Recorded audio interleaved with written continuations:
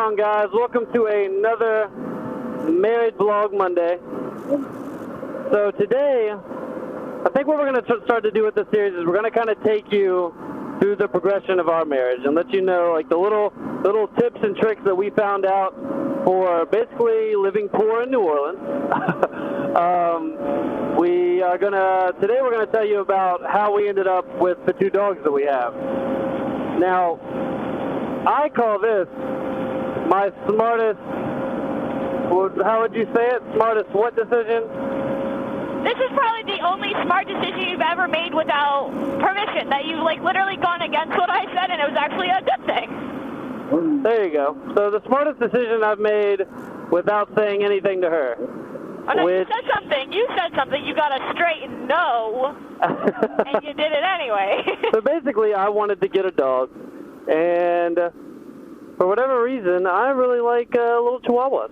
Long-haired Chihuahuas. A giant 6'2", 200-pound man wanted a fluffy Chihuahua. Well, I found a fluffy Chihuahua, and I just bought it.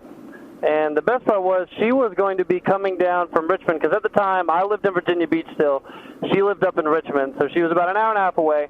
But she would always come down on the weekends, and she'd spend the weekend down in Virginia Beach.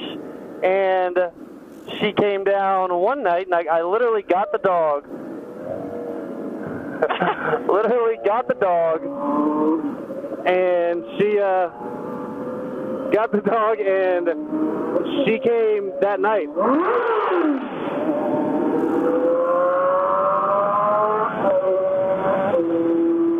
So I got the dog, and she was coming into town that night. So she didn't, well, did I tell you that I got her? What? Did I tell you that I got her? No, you told me you didn't get her. So I told her that I didn't get a dog, and she comes to Virginia Beach, and there's a dog. And No, what you got was not a dog. It was this tiny little scrawny rat-looking thing that looked like it was scared for its life. So this is what she looked like right here, and I'll give it to her. She wasn't the cutest thing in the world. She wasn't cute at all. She was cute. I thought she was cute until, but it's funny because she says that she wasn't cute and all this stuff, yet she fell in love with the dog about 10 minutes after she'd been there. Do normal people fall in love with the dogs on the SPCA commercials that look like they need someone to love them? Why I fell in love with her? She looked hopeless.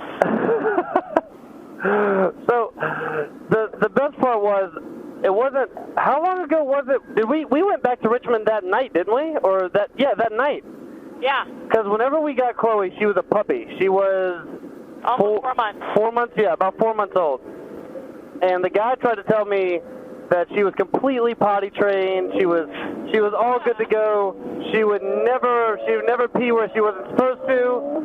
And I'll let Brianna tell you how we found out that wasn't true on the way home. Yeah, so on the way home, we're sitting in the car, and I just took her out before we left. It's an hour-and-a-half car ride, and she pees on my lap.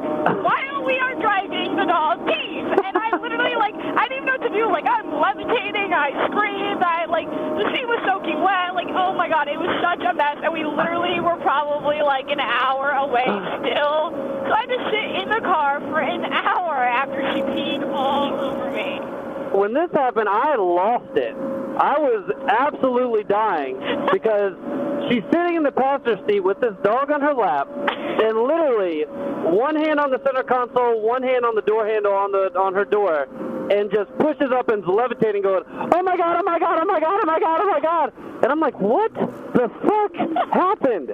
What is going on here? And I'm just like, what is wrong with you? And she peed on me, she peed. And then that's when I officially lost it, because I thought it was the funniest thing in the world. Needless to say, she wasn't too amused. Oh, no. So, yeah. We showed you what she looked like then, and this is what she looks like now, right here.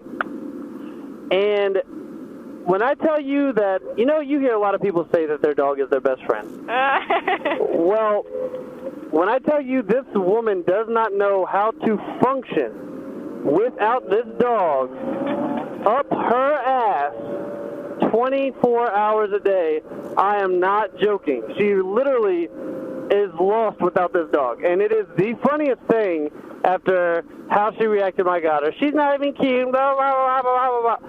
This woman is all about this dog. That's because the dog literally is morphed into my perfect idea of a dog because I had her when she was a puppy. I like how my ponytail just blows in the wind.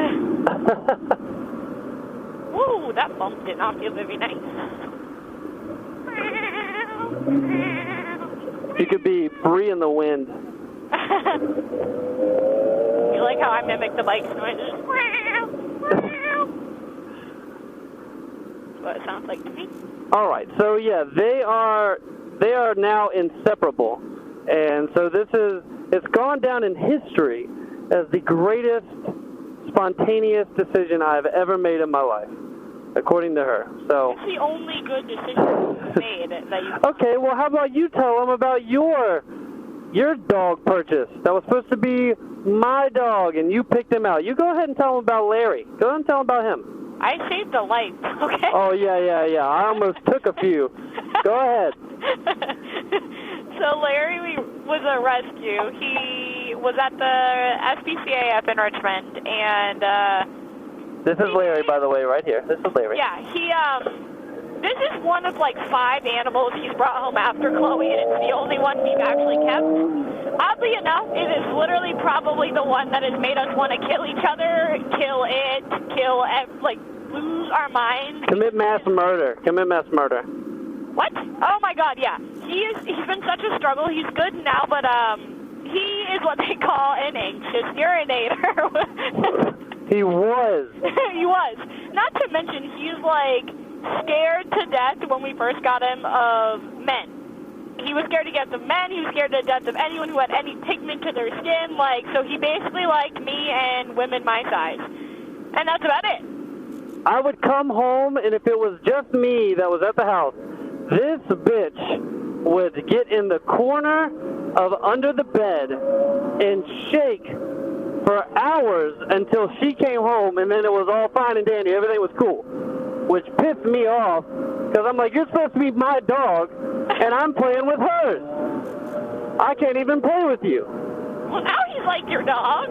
Well, tell him about whenever we were the first ride home with him. Oh my God, the first ride home with him? This dog jumped out the window. He jumped out of the passenger window onto the street, and then of course I'm freaking out. I'm screaming. He parks the car. I get out and I'm chasing this dog around the car. In the middle of the turn lane with the green light. And then he flops on the floor and he spreads all fours out, and oh my God, we should have known then that the first year and a half of his life with us was going to be a nightmare. But I always, every time we thought we were going to get rid of him, I was like, no, we can't, babe, because someone else, no one else will love him, and he'll end up dying if someone else has him, and you might have tried to kill him several times and gotten close a few, but we have to keep him.